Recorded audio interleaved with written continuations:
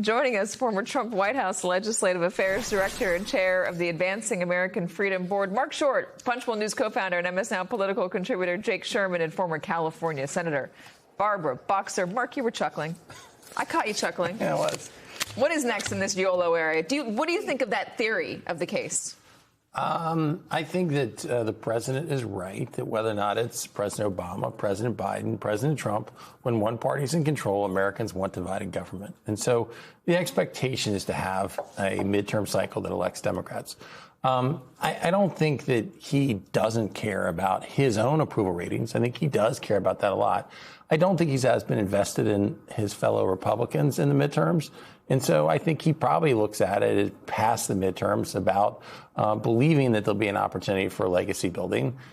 I think what'll be interesting to see is whether Democrats view that as an opportunity to say, hey, look, he's concerned about his legacy. Are there things we can work on together? Or will they say it's too toxic to do anything with him and we're going to go a different path? Do you see anything in the legacy building, Barbara Boxer, that the Democrats should work on with the president? Anything that I listed there? Maybe something I did not list? I didn't hear anything. Did I hear one thing that would make life better for the people? No. And I just want to say to Mark, you know, he's right to give the president some slack. It's true. He's admitting he's going to lose some seats. But there's a difference between losing a few seats. And by the way, that's all that Dems need to pick up to take over the House, and a blue tsunami. And it turns out people hate what he's doing. They hate this war. You know, I don't care whether you're a Democrat or an established Republican. The independents hate it overwhelmingly. You go through the list. They don't like secret police killing people. They don't like anything he's doing, all of his vanity projects. So, yes, he's right. There's always a check and balance on the president. This is going to be much more than just a check and balance if everyone gets out and votes. And I want to say this in closing this.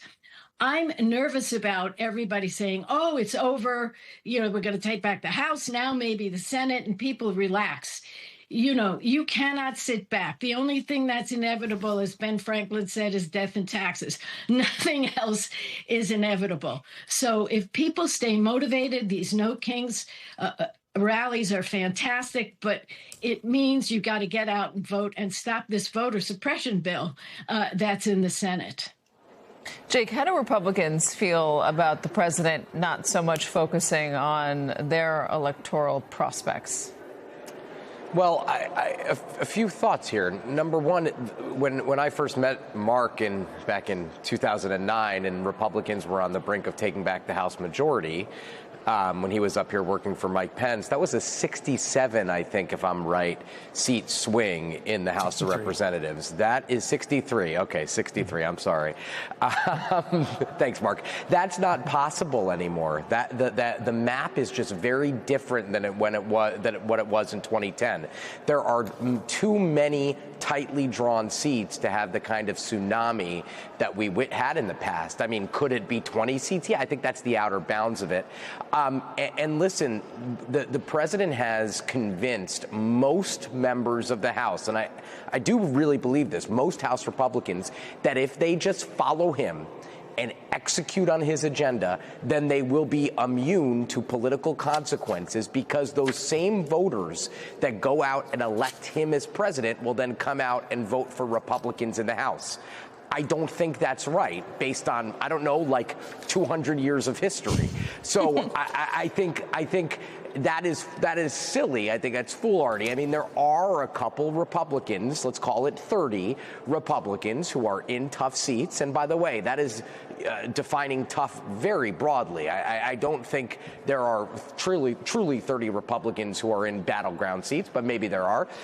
There is some concern with them, and that you have seen them break. I mean, this morning we reported there's a new discharge petition, which is a way for Democrats to break bills free without the House Republican majority consenting, to change the temporary protective status for Haitian immigrants that I think 4 or 5 House Republicans signed. So you are seeing Republicans try to buck the president to the extent they can, but still, I mean, they are not doing it to the extent that they would need to put real distance between themselves and a White House with 30-something% approval ratings.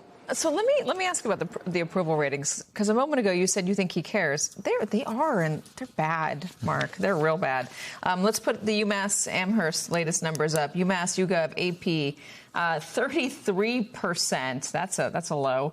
YouGov 35%, Quinnipiac 38, AP, NORC 38%. These are ugly numbers. Mm-hmm. If the president cares about these numbers, if he does in fact care, why is he doing the things he's doing? Well, look, the president has enormous confidence in his own ability to sell to the American people when he's on the ballot. He's not even selling this war to the American people or any of his policies. I think he has the ability to sell it when he's on the ballot, when he wants to. He's not going to be on the ballot again, And though. so that's why I think it creates a challenge for Republicans in the midterms. I think, to Jake's point, it's not just 200 years. We saw it in 2018 when Trump was not on the ballot. There were a lot of Republican voters who stayed home.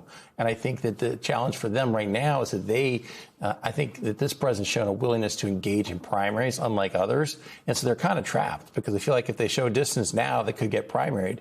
But they're likely to show more and more distance as we get closer to November, which is why I kind of think that the whole effort for a second reconciliation is going to be incredibly difficult. It was already incredibly difficult with a one-seat margin.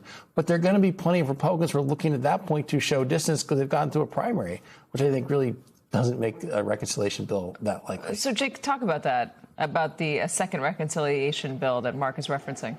I'm very bearish, as Mark is, because I know I'm tethered to reality, and it seems that Mark is too. If you're going to look to cut entitlements yet again, you are not going to get the vote of you. I mean, if political gravity still matters, you're not going to get the vote of people who are in districts that Kamala Harris won or where Kamala Harris was within 5 points of. You're just not. It wouldn't make any sense.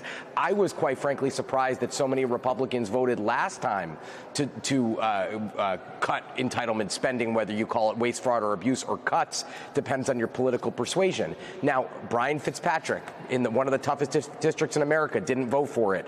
He probably won't vote for it again. Now, what are you going to do in this thing? You're going to have $200 billion for the war. You're going to do health care changes in a midterm. I mean, I just don't see it as likely. You're going to do the SAVE Act, which in Trump's view bans mail-in balloting, something Republicans have been incredibly successful in pushing over the last 5 or 6 years. I mean, I don't.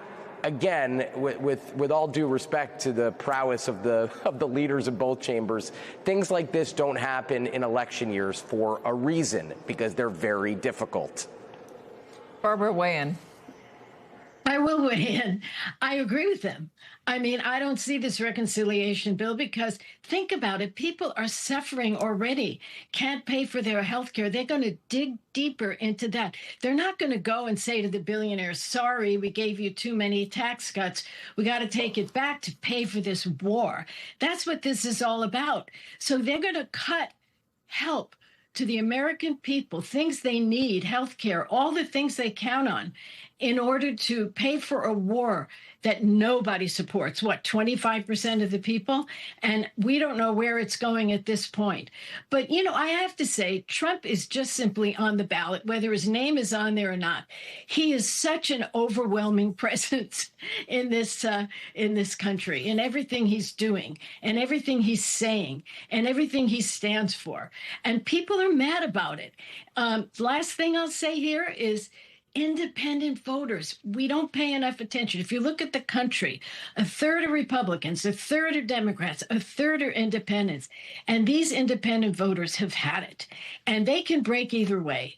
And so I just hope the Democrats just not only look at their base, but they look at the disaffected Republicans and the disaffected independents who are turning against Trump in record numbers. Jake, do you think the Senate is up for grabs? Yeah, for sure. I mean, I do. I mean, if you look in Maine, if you look in North Carolina, a seat that Democrats seem likely to flip. I mean, it's a lot harder. It's obviously a lot harder, but sure. I mean, if you have a president who's at war with 30% approval ratings in a year where the president's party is going to already have headwinds, it's going to be challenging for Republicans to hold the Senate. They have a larger cushion, but sure, I completely buy that it's in play, although to a lesser extent than the House, which is very, very clearly in play. Especially because the president is not focused on any of the stuff that's going to matter to voters going into November. He's focused on wars and legacy building and a tower with his name on it in Miami, or a ballroom, or the Kennedy Center, or you tell me if you think I'm wrong or overstating it. Look, I think you are overstating it. I do think that the president, there's a lot of things that could actually turn out in his favor still before November. But I still think that the top two issues, I still think that if you basically transform the Middle East, that could be a huge win, Katie. But I think his top two issues he elected on was the border and affordability. And right now, on the economy, the GDP grew at 0.7%. You've had a lot of job layoffs. You've had affordability that hasn't been solved. And obviously, with energy prices spiking, that's going to stay elevated to November. And so, to Jake's point, I agree entirely that the Senate is in play. I did originally think that, Texas could be in play if Paxton won, but I think Talarico is showing himself to be a clown. So I actually don't think that's going to be in play. But I'd encourage you to look at the Midwest. The Midwest is where farmers are getting hurt the most with the trade agenda and now higher fertilizer costs. I think that's where you could see a surprise or two.